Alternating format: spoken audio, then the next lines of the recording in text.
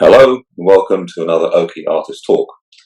I'm David Emmanuel Noel, and today I'm joined by Despina Symeou, who will be providing an overview of the work featured in her solo show, Not Just for the Bedroom.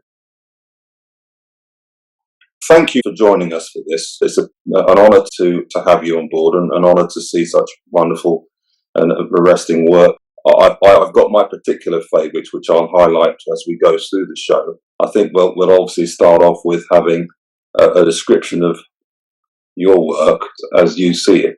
So this is a selection of my figurative paintings and monoprints. So this is one of a series of paintings that I'm making on a postcard size canvas board. So they're very small, postcard size, and the colours that I use, the palette, I'm inspired by I'm doing a lot of home decorating at the moment, and the colours that I'm drawn to, I decided to use in my paintings as well as my interior living space. Right. And I felt that by using the same colours and treating them slightly differently, the work would sit really comfortably in any kind of living space and not jarring. It's very restful. Mm. My other point with that was because they are small, they are, when some people don't really want to put nudes up in their living room, but this is a very small entry point, and if people like it and feel comfortable enough to introduce a small piece rather than for the bedroom, which is the initial thinking behind the exhibition, was a lot of my larger pieces where my clients would buy and they'd say it's for the bedroom. That's where they're going to hang it. And my question was, why would you want to just keep it in the bedroom? Why ever not feature it somewhere else in the house? Yeah. And I just wanted to explore why people felt so uncomfortable about that. So, is that something that's changing, particularly now that you're introducing these small postcard sizes? Is there a trend or a move towards that sort of? I hope so, and that's why I've introduced them as small to begin with, just to, if people were not very sure, but they loved it. I get a lot of that. I love it, but I don't know where I'd put it because I could only put it in the bedroom. I wouldn't feel comfortable, which is initially why I painted a lot of back scenes, poses that were not too explicit, just to make people feel more comfortable viewing it. Just as a gateway into showing figurative artwork in the rest of the house. Right. And that is my latest piece, and I've got to say I'm absolutely in love with her. I have that now. I look at her almost every day, and this is I just went for it, and I thoroughly enjoyed making this painting. And it's not something I would normally, it's not a pose that I would use commercially. But I think, well, why ever not? No, indeed. Yeah. I've hung it's very expressive. It's very sort of personal and sort of emotive in terms. It just encompasses all types of emotions. I find this one. It's very, very intriguing and inviting to understand and appreciate what's going on in her mind. And I've used a similar palette to the small ones, and just added to it. Really, so it's a bit of a mixed media. And I found that in painting this image very freeing. And I've used different techniques as well. It's just a different way of addressing the tones and the space around the figure. It's also quite large. I noticed that. Yeah, it's a lot larger than some of the others. And with regards to this one, I mean, it's obviously a lot smaller than. This is a monoprint, or this is another one. The previous one was canvas painting. Right. This is a monoprint. And what I really enjoy about this, you can see the brush marks very clearly, and there's some very strong ones for the background, and there's more detailed ones for like the hair and other parts of the body. This is a really popular image. I have more inquiries about this image because it's a set of 4 similar ones. And this is the one that really draws people's attention. I'm not too sure why, because in the time that I was making these monoprints, this was one of about 4 or 5. And when I was making them, I didn't feel this was the strongest image, although I really enjoyed the colours. But this is the one that draws a lot of attention. I'm thinking it's got a sense of vulnerability to it.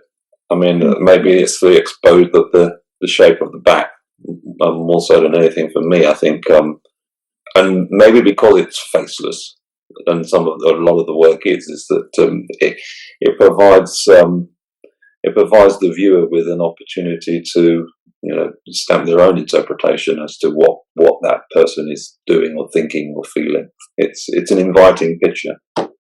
Yes. Thank you, David. Very well put. Okay. So from that series of monoprints, this is my favourite one. The time that I was making them.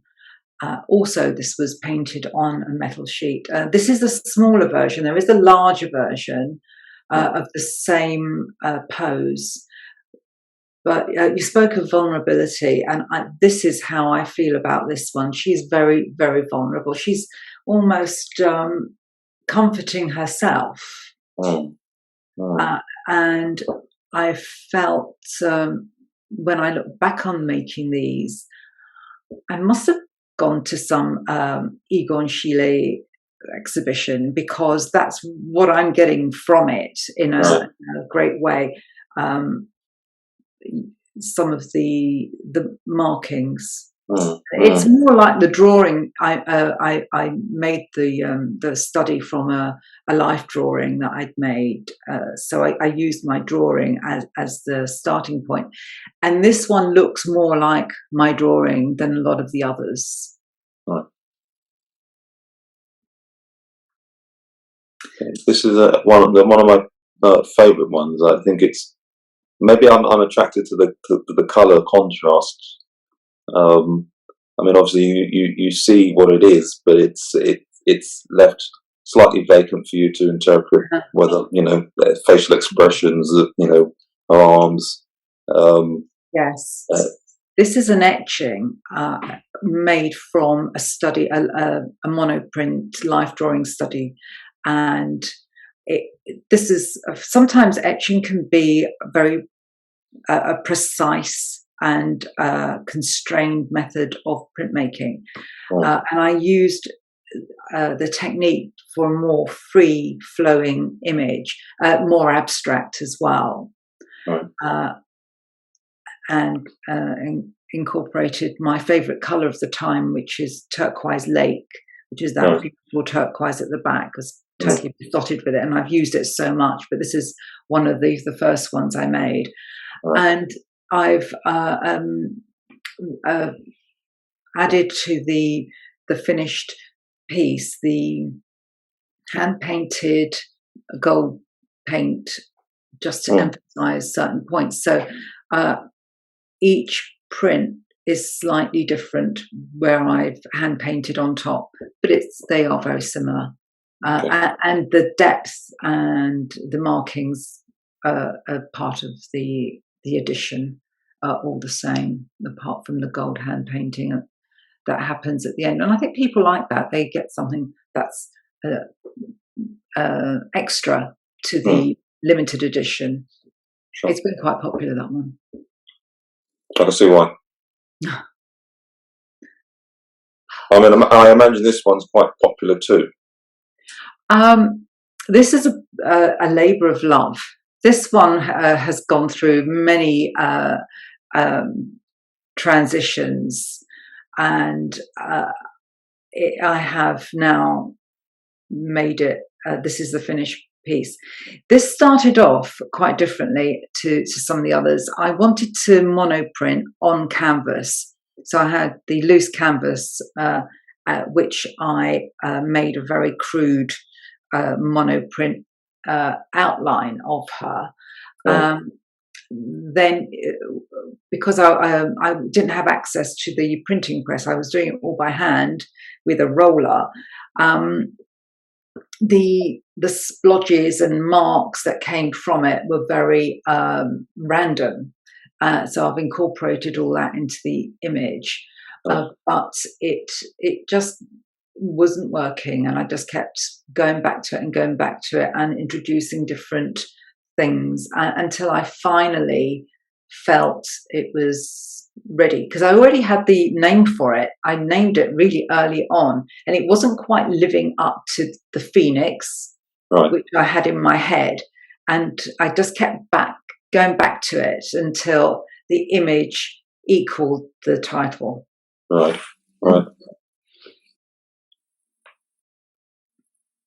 Yeah.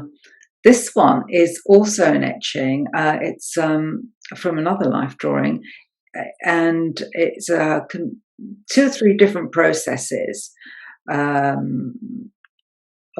the silhouette. And this one in particular, the gold paper that's been put on top is handmade paper, which I had made. It's called chinkale, where you add this handmade paper with your printing technique. You just lay it on top, and it prints the image on the handmade paper, which is on the plain paper. So there's like 3 layers to that. Although the silhouette image is the same with each print, the marks on that swirly gold and white paper differ. So that's this is just one of the edition of, I think it's an edition of 5 on that. Right. Can I ask, what in terms of the the positioning of the models? Is there anything that you particularly look for in terms of preparing or selecting the posture or the positioning of the model? Yes, sometimes the position is quite distorted. It depends where you're standing, and in my studies, I go to life drawing classes. So you set up your easel, and then the model comes in, not a model of your choosing. It's whoever's on in that night. And she will be opposed by the person running the class. And it is potluck, really, how which side you get. And the more interesting are the most distorted. But I find making artwork, the more classic poses are more successful. Right. But I think I'm going to go back actually and have a look at some of my more challenging work and bring that into the arena for the next time. Right. I'll hold you to that. Okay. Yeah, this is a very popular pose, and I've wanted to use it for some time, and it's only recently that I've used it, and every time I paint this, it comes out differently. This is another one in the collection of the muted tones that I'm using now, and this is the first of a set of 4. Yeah, this is the first one. So and I was really happy with the way this one turned out, and there'll be another 3 with this to sit alongside it. And that's another one of the same. This is a little postcard size. and that's one of the goddess collection that I'm putting together. All the postcard size poses have been named after Greek goddesses. So there are many. So there will be more in this collection. And this pose, in fact, has been very popular. A lot of people like this. It has a lot of character, I think.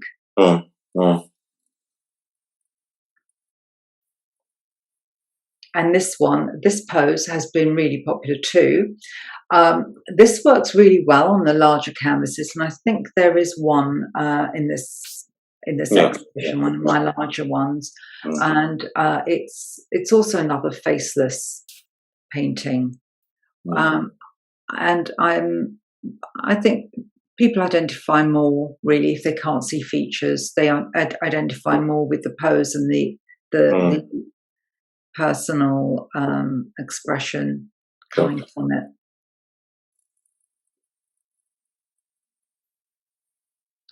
And this is a lithograph. Yeah, I really enjoyed, and I hadn't made lithographs before, but I very much enjoyed making this. And I find it quite regal and a little bit uptight, actually. So I think this feels a little bit uncomfortable. But it's also one of the few ones where you can see the actual face. I mean, her face is more exposed here than. I mean, going back in terms of what you said before about the people preferring to have images where there's the lack of a facial expression. Yeah, but, I think that plays a lot in somebody's feeling about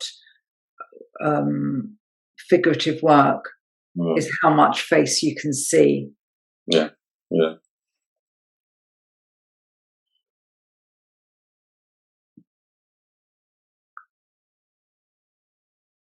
And this one was another one of my favourites. Ironically, you can't see her face. But yeah, that's a mini. That's a little postcard size. But that also comes from a larger painting that I've made, and the large painting, I didn't include it in this exhibition, but because I felt it was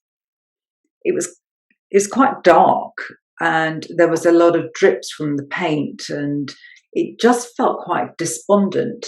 And I felt this exhibition was quite the opposite. Whereas I don't get the feeling from this image, the smaller image. The larger image that I have has a different feel to it altogether. But this one sits really well with the whole concept.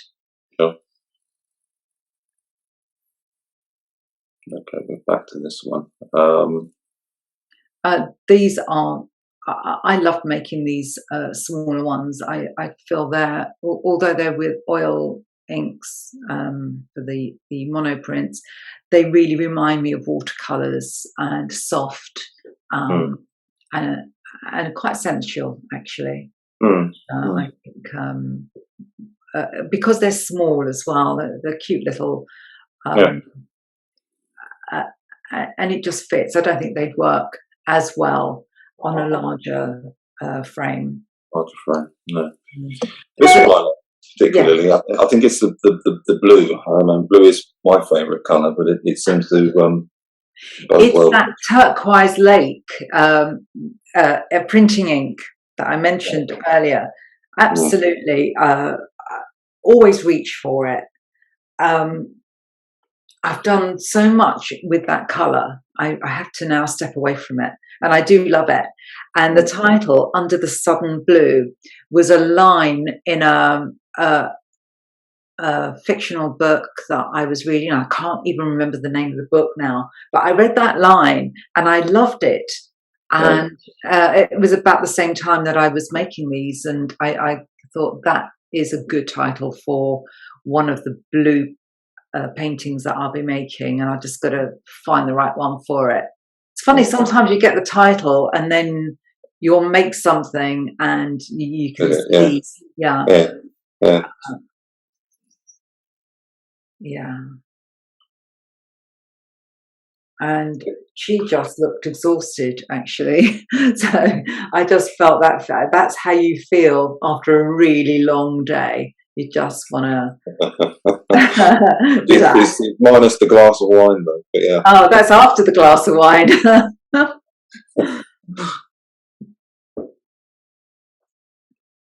Yeah. This pose, I have used it a few times, and every time it's different. It has. This is This is prettier actually than the ones that went before. The other ones were quite moody and introspective, Mm. uh, Mm. but this one When more joyful. more joyful. Mm. When you were when you were doing this, was it the same model? Do you feel that Yeah, sometimes the I use model the same. radiates? Yeah, I use the same life drawing study, Right. and I made these works, a lot of them, one after the other. Mm. And it was only through going, like in lockdown, I made some landscapes. It was only coming back to the figurative after not making this work for a while that I could see I needed to expand my palette really in the image and colours, because it was Right. all very. I was kind of stuck with doing similar and just changing it a little bit. But I needed to. If you put this one next to the manifesting her brilliant future, I think it's called. Mm. That's where I see where it's started and where it's going. Right. Right. Oh yes, this there's another one like this as well with the back view. I like them together; they sit really well together. Another monoprint. I I really like this. The fact that the brush strokes Mm. create the atmosphere. Lot of energy in this one for sure. Yeah, yeah. Mm. Um, I find it quite calming as well, and that's the other one. They kind of Yeah. the feet meet, I think, somewhere along the line. They just make a good shape together. Mm. Uh, this image I've used quite a lot, and these two were made one after the other, and you can see that they've had the same treatment, as it were. Right. Right. Let me ask you maybe a difficult question after two, which is your favourite? Of these two, Yeah. I would say that this one, This one. yeah. Right. Okay.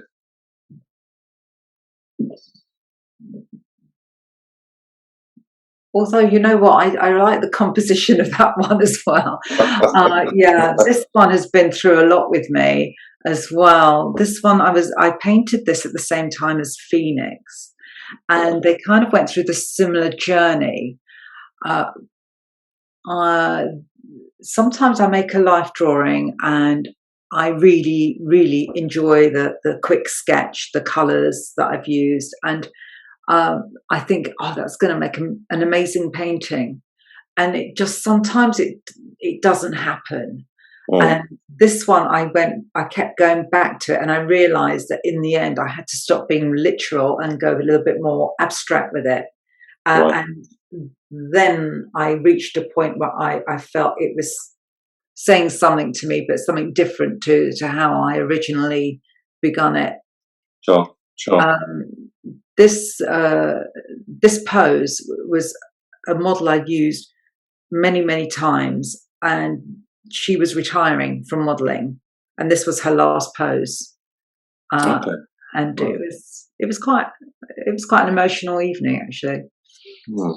Mm. This does have a lot of emotion in. I'm not saying it because you just said that. I'm also. I mean, I've looked at this picture thousands of times now. I'm noticing something slightly different. It's like there's a sort of a face emerging from behind the body, and I don't know whether that sort of marries with the fact that you just said it was quite a an emotional situation because it was her last modelling. But When you say yeah, behind the body, I mean, now that you've said it, I've seen something, but I don't know if I'm seeing what you've seen. yeah, it's right. It's behind her, but well, slightly beneath her. It's not so much a face, but there is some form of sort of facial expression, if that makes sense. But Like there's a something there. jawline, like a Uh, uh, jawline, and the eye, perhaps. yes, yeah, yeah, I see it now. I yeah, see it. I won't be able to unsee it now you've brought it to my attention. That's really interesting. yeah, yeah. It just goes to show. It's like you look at paintings and you look at them again and again and again. Sometimes they could be someone else's or your own, but Mm. they always look different. Anytime you see them. Yeah. So this is quite a large painting, but when you see it on a screen at this size, it kind of condenses a lot of the marks and Mm, easier to make out, uh, mm, like the face that you've seen. yeah, yeah, Whereas on a larger scale, you have to really stand very far away to yeah, yeah. I do that a lot. I just photograph my work as I'm making it because when you look at the photograph on your phone, Mm, it will zone in to what's not working immediately, rather yeah. than you can stand and look at it for ages. It's take Mm, a photograph and you see immediately what needs fixing. fixing, yeah, yeah. I think I do the same. Mm, Um, Particularly if you take a photograph from a mobile phone. I yeah, know, I mean, everyone's got their own way of sort of measuring and editing the work they're doing, but I tend to do that sometimes. Just not even necessarily take a photograph, but just to look at it through a phone. yes. Uh, but yeah, Yeah, it makes them. I think it just zones in and focuses on a small image rather than the brain trying to take in this big canvas all at once. indeed, indeed, yeah.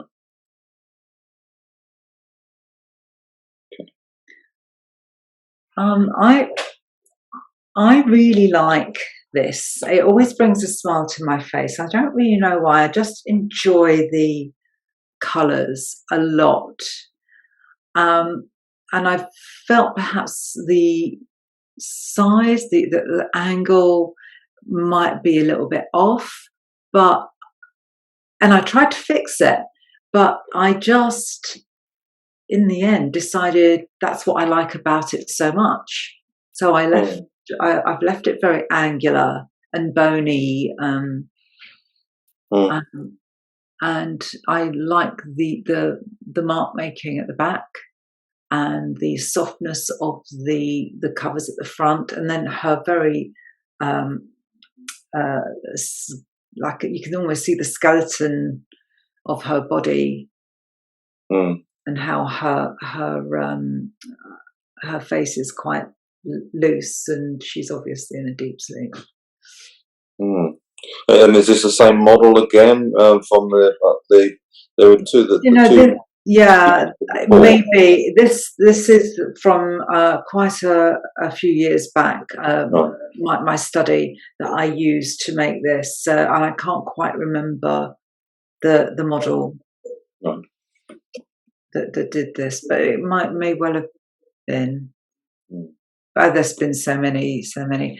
Um, I haven't been to a life drawing class now for a while, but it never leaves you. This right. feeling, the way the techniques you use to draw a human body is quite special. And I did my biggest learning from doing life classes right from the beginning when I went to art college, and you learn so much there, and it just it's the key, and Mm. it helps you with all the other work that you do that comes from it.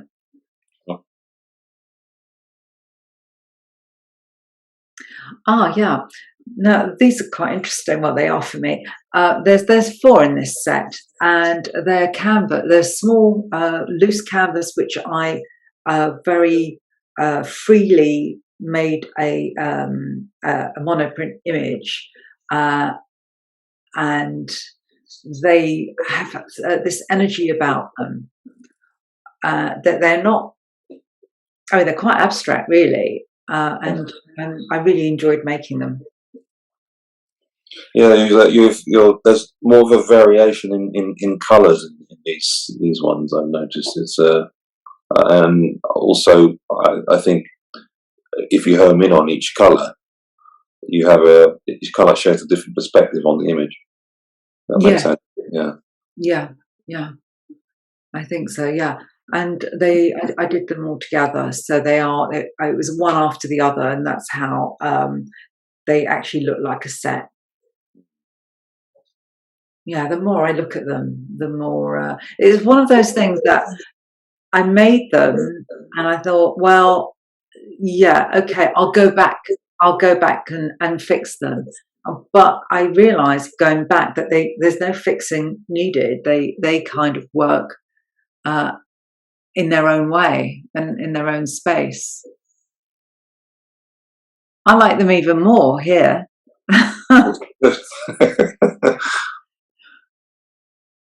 And they're again one of the few where you've got the faces. Yes, yeah, this particular one, she's quite empathetic. She's got a softness about her. Mm. Yeah. So yes, in this one you can see the face, and the other one the face is distorted. Some of them look quite manic as well. But, yeah. And in terms of the titles, Air, Earth, Yeah, I just felt that there was something so organic about these, and this one always reminded me of water. Um, they just had that fluidity about them. There's some very uh, there wasn't a lot of planning.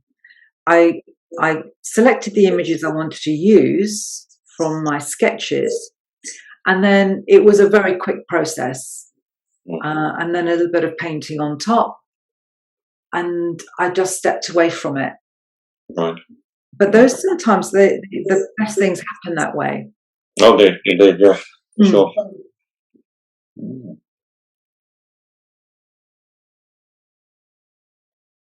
All right. Another one from my goddess series, another little postcard painting, and that is the same pose as one of the other monoprints that you asked me about.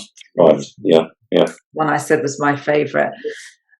So same pose, but look, has a completely different feel about it. Different Mm. palette. This Mm. was also using some emulsion paint that I was playing about with in the house, Right. and I just felt that I could make paintings to suit the interior rather than choose a painting that I like and find somewhere to put it. Mm. I used the paint that I had used for walls and ceilings, and I used it in the making these images, so that the artwork was made to fit the room rather than randomly buying something and hoping you'll find a place for it. And Right. the Right. colours might be. Um, it was a different way of approaching it. Quite often at art fairs, you'd see people with colour swatches, and they wanted to match a painting to their interior. So I thought, why not make a painting specifically to fit the interior design of a particular room? Oh, They just approached it from a different way. good way. Yeah. Yeah. Mm. Okay. And we're back to Yeah. that one. So yeah, I mean, this again, I haven't mentioned before, is probably my favourite. Um, but I mean, there's so many to choose from, and so many to say that there are favourites. I mean, they're all gloriously, brilliant anyway. So I think it does shed light further on the perspective of looking at nudes, as you say, and also the choice of mediums in which to paint them. So thank you for sharing this, and we look forward to further works from you. Oh, it'll be So, my pleasure. Thank you very much for the thank you. opportunity. Thanks very much. Thank you.